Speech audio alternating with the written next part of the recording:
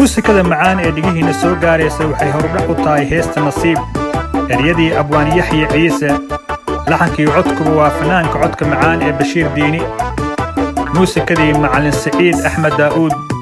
waa anigoo ah maslax maxamed oo idin leh dhegaysi wanaagsan heesta nasiib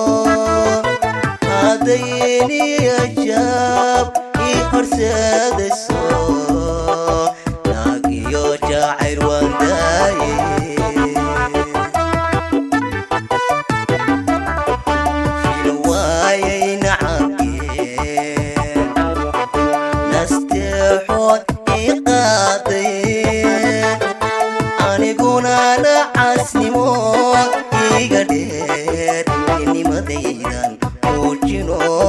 waanad ka yeesan